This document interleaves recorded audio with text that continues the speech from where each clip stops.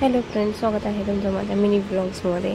तर मी आज निघाले गावाकडे जायला। गावाकडं म्हणजे माझ्या लातूरमध्ये जाणार तर होते अगोदरच भीम जयंतीला, पण 2-3 दिवस अगोदर जाते, कारण माझी जी भाची आहे ना, भावाची मुलगी, ती आजारी आहे, तिला निमोनिया झाला आहे, म्हणून तिला ॲडमिट केलं आहे। मग त्यासाठी आम्ही 2 दिवस अगोदरच जातो आहे। बघूत आता काय होते काय नाही। असं तर डॉक्टर म्हणले की कमी झाले, आणि कसं लहान लेकरांना असं आजारी पडले की असं राहत नाही ना, त्याच्यामुळे आता आम्ही 2 दिवस अगोदरच निघाले। तर आता आम्ही आलो दिव्यावरून CSTला आलो। हे बघा CSTला, हे CST स्टेशन आहे। आणि आता आम्ही इथं बघतो की आमची गाडी कोणत्या प्लॅटफॉर्मवर आहे। आम्हाला तर माहिती आहे की गाडी 16 प्लॅटफॉर्मवर आहे, पण माझे मिस्टर आहेत ना, ते म्हणतात नाही मला कन्फर्म करायचे की 16वरच आहे म्हणून।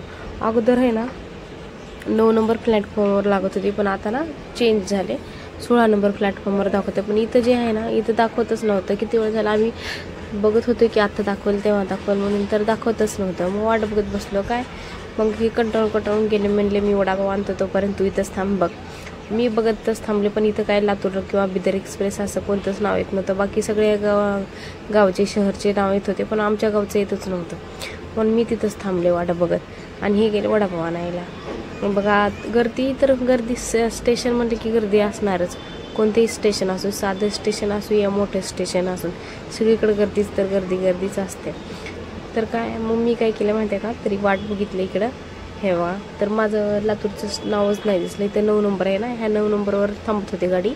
तर आता तिकडं आम्हाला लांब जावं लागतंय मध्ये 16 नंबरवर, आणि तिथं ना इतकं लांब आहे ना, इतकं लांबलचक जावं लागते की बस इथून पार लांबवर हेच नाही, डबे ना वाढवलेत ना, त्याच्यामुळे आम्हाला लांब जावं लागतं, इथून असं मध्ये जावं लागतं। मध्ये तिकडं 17 नंबरला आहे, 17 नंबरला नागपूर लागते।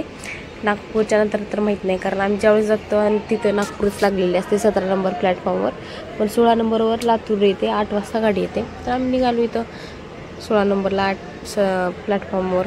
आता 8 तर वाजले नाहीत, 7:30 वाजलेत, अजून अर्धा तास गाड्या यायला, पण कसं अगोदर जाऊन बसलेलं बरं ना, गर्दी वगैरे जाते, आणि मी स्लीपरच्या गाडीला जायला नाही आवडत। एसीच्या ह्याच्यामध्ये बघायला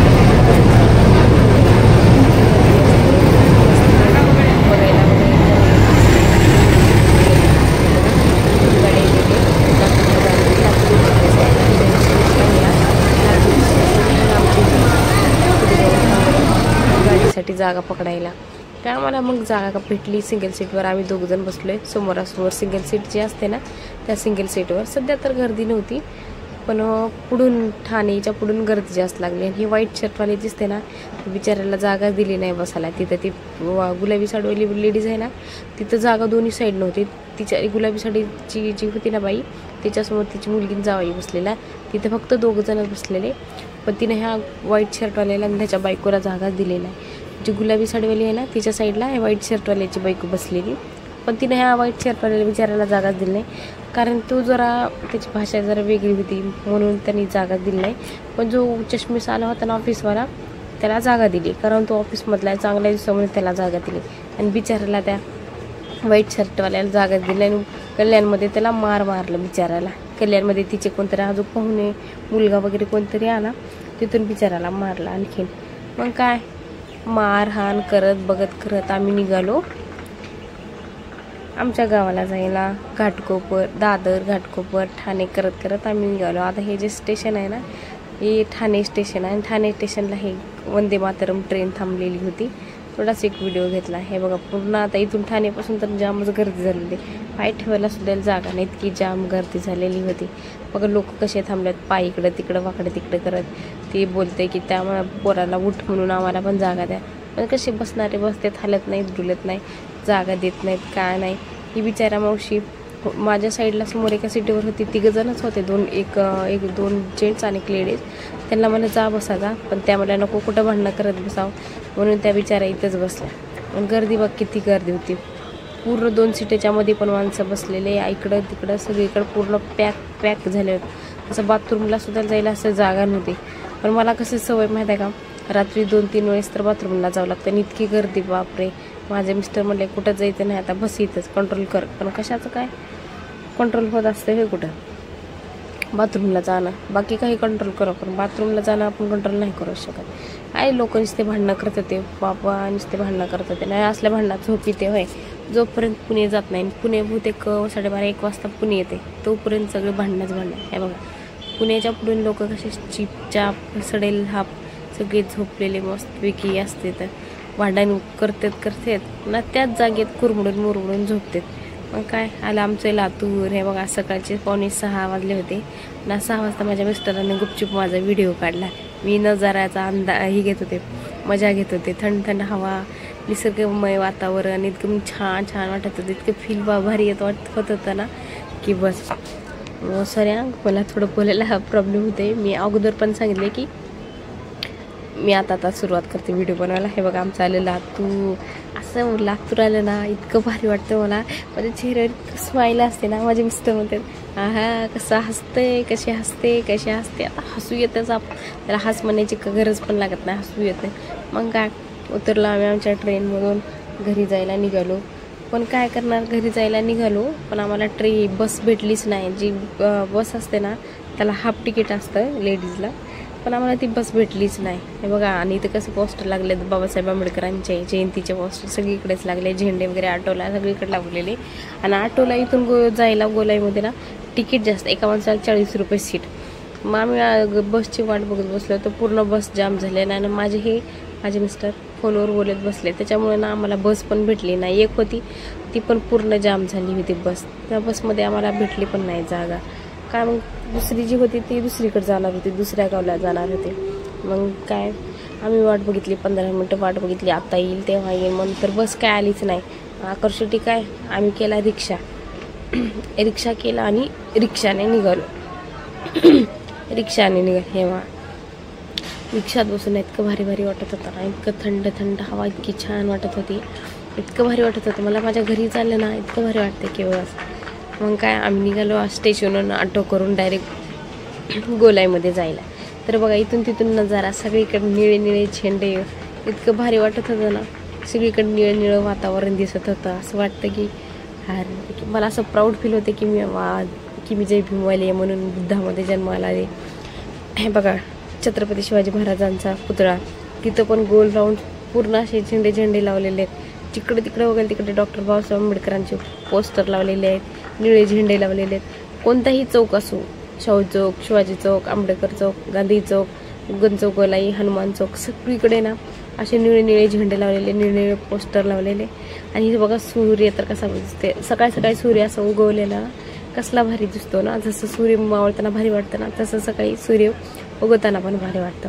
आपण आपल्याला तर मध्ये कसं माहिती आहे का, सकाळी जास्त गर्दी नसते, 8च्या पुढून गर्दी असते, पण तेवढ्या लोक 6-7 वाजता गर्दी नसते ना. आपल्या मुंबईमध्ये कसं असं माहिती आहे का, सकाळी पहाटे 5-4 वाजल्यापासून गर्दी लागलेली असते. पण आमच्या इकडे ना थोडं वेगळं, कारण ना इकडे असं धावपळ असते, पण मुंबईसारखी धावपळ नसते. 8च्या पुढूनच गर्दी राहते. आणि हे बघा सगळ्यात मेन ठिकाण म्हणजे विश्वरत्न डॉक्टर बाबासाहेब आंबेडकर पार्क. पूर्ण लातूरची जी जयंती आहे ना इथे आहे, आंबेडकर पार्कमध्ये येते. इथेच येऊन पूर्ण सगळीकडे मिरवणुकीत येऊन थांबतात आणि रिटर्न पुन्हा परत जातात. मग कसलं भारी वाटतं ना. आणि जयंतीचं असं वाटतच नाही की आम्ही घरापासून आंबेडकर पार्कपर्यंत चालत आलो, काहीच वाटत नाही. मग गांधी चौक पण कसं सजलंय ना झेंड्याने, निळे एकदम भारी वाटतंय ना, एकदम मस्त. बापूजींच्या गोल भोवताली सगळीकडे निळे वादळ. हनुमान चौकात आले मी. इथं मी अगोदर काम करत होते हनुमान चौकामध्ये. इथं 1 ग्राम ज्वेलरी शॉप आहे, सोनसकी जेम्स अँड ज्वेलरी. इथं 1 ग्राम सोन्याचे फॉर्मिंग दागिने भेटतात. हे बघा इथं काम करत होते मी अगोदर, मुंबईला येण्याच्या अगोदर. पण मुंबईमध्ये आल्यानंतर मुंबईमध्येच कॉल सेंटर, नंतर फोनपे हे करत लागले. मग काय आली बघा आमची 16 रस्त्याची गोलाई, गंज गोलाई. 16 रस्ते मी अजून मोजले नाहीत आतापर्यंत, इतके वर्ष राहते पण मी मोजले नाही. पण सगळे बोलतात 16 रस्ते. कधी 16 रस्ते मोजण्याचा प्रसंगच आला नाही. येणं बाजार करणं तीच गडबडीत, जाणं गडबडीत येणं असलंच असतं आपलं. मग काय आम्ही निघालो आमच्या घरी जायला, सासरी जायला बुद्धनगरमध्ये. आधी मी माझ्या सासरी जाते, 5-10 मिनटं बसते, जास्त वेळ नाही. कारण आम्हाला राहण्यातच येत नाहीत. जाण्यात 2 दिवस, येण्यात 2 दिवस, राहण्यात 2 दिवस. त्याच्यामुळे मी काय करते, एक अर्धा-1 तास मी माझ्या 15 मिनिट अर्धा तास माझ्या घरी सासरी थांबते, सगळ्यांशी बोलते, गप्पा ते मारून वगैरे झाल्यानंतर मी जाते माझ्या घरी. आता बघा आमच्या सासरी आलो आणि आमच्या घरच्यांना आम्ही सांगितलं नव्हतं की आम्ही नारद. आणि बघा आमच्या मम्मी आश्चर्यचकित, मुलाला बघून हसू येतं, त्यांना मावत नव्हतं. मग काय मम्मी पप्पाला मी बोलत बसलो आणि बघा आमचे हे मम्मी पप्पा बोलत बसलेत आणि हे खाली झोपून बघत बसलेत. मग काय माझा भाऊ आला मला न्यायला. मी निघाली माझ्या गावाकडे जायला. गावाकडला जायला इतकं भारी वाटतंय, शपथ. मला ना सगळ्यालाच आपल्या आपल्या घरी जायला इतकं भारी वाटते. पण का मी वेगळीच आहे, माझं ना वेगळंच एकदम मी आनंद राहतो माहिती आहे का. मी खुशी राहते ना, माझं असं पाय असं जमिनीवर राहतच नाही, असं इतकं भारी वाटतं मला. आणि व्हिडिओ करताना हा माझा भाऊ आहे ना, ह्याला अजिबात असला आवडत नाही व्हिडिओ वगैरे केलेले. मला म्हणते तसला अजिबात करायचं नाही. सगळ्याची आवड वेगवेगळी असते. तर हा माझा सगळ्यात घरात लहान, सगळ्यात मोठा माहिती आहे का. त्याला असं अजिबात काहीच आवडत नाही, सगळ्याच्या मनावर असं वागावं लागतं माहिती आहे का. नाही वागलं ना मग ह्याचं काही खरं नाही. मग काय हे बघा शांताई मंगल कार्य, रेल्वे स्टेशन, हे बघा शप्पाळनगर, सगळं करत करत इथून लातूरून फक्त 9 किलोमीटर माझं गाव आहे, जास्त लांब नाही. हे बघा कसं शेत हिरवेगार, बैल, म्हशी, शेळी, रान सगळे दिसते. रानात काही आता शेतात काही नसतं, फक्त ऊस असतात. कारण उन्हाळ्यामध्ये जास्त काही लावलेलं पेरलेलं नसतं, फक्त ऊस असते. ऊसाला पाणी तेवढं देतात लोक. आणि कसं हिवाळ्यात आणि पावसात काय कुठं सोयाबीन कुठं असले. आणि हिवाळ्यात कसं सगळे आपल्या ज्वारी, गहू, हरभरे असे असतात थोडं. मग काय मी आले माझ्या गावामध्ये. हे बघा आमच्या घराच्या भोवताली शेळ्या आहेत. शेळ्या आहेत, आता काय करणार. पण भारी वाटतं असं सगळं बघून. माझी आई माझी घरी वाट बघत बसलेलीच असते. हे बघा माझी आई माझी वाट बघत बसलेली, कधी येते कधी येते, कधी नाही कधी नाही. आणि आमच्या दारात शेवग्याची झाडं 2 आहेत. आणि बघा आम्ही लातूरून आणलो होतो, उदगीरून सॉरी. मग काय घरी फ्रेश वगैरे झाले आणि परत मी डबल हॉस्पिटलमध्ये आले. सकाळी गेले होते पण बेबी झोपलेली होती, उठली नव्हती. मग आता काय हे लिकूर रडत होतं, त्याच्या मम्मीने तिला घेतलं. माझ्याकडे येत नव्हते कारण लय दिवसानंतर घेतलं ना येतच नाही ती. मग काय तिला बघितलं, तिथं बसलं, तिथंच उशीर झाला, 7 वाजले. मग पुन्हा घरी मी जायला निघाले. आणि गावाकडे बघा 7 वाजताच वातावरण कसं असतं घरी गावाकडचं, सगळं सामसूम असते. फक्त जे कामावरून घरी जाणारे लोक असतात ना तेच ह्या टायमाला घरी जाणारे दिसतात, दुसरं काही नसतं. असं असतं एकदम भारी आपलं गावाकडचं वातावरण. बघा की 7 वाजता शांत शांत झालेलं असतं. दिवसभर लोक काम करून थकलेले राहतात, त्याच्यामुळे जेवण लवकर करून झोपलेले असतात. हे बघा कसं भारी दिसते ना चंद्र एकदम. आपल्या इथं पण दिसतं, मुंबई इथं पण दिसतं, पण असं वातावरण नसतं. जे गावाकडचं वातावरण असते ना ते शहरात इकडं मुंबई अजिबात दिसत नाही ना. असं फील होतच नाही की आपण गावाकडे आहे. ते गावाकडेच असते. कुठं कुठं घरांच्या लाईटी, कुठं कुठं खांब्यावरच्या लाईटी, कुठं कुठं 1-2 हॉटेल जे असतात तेच दिसणार झालं. बाकीकडे सगळीकडे अंधार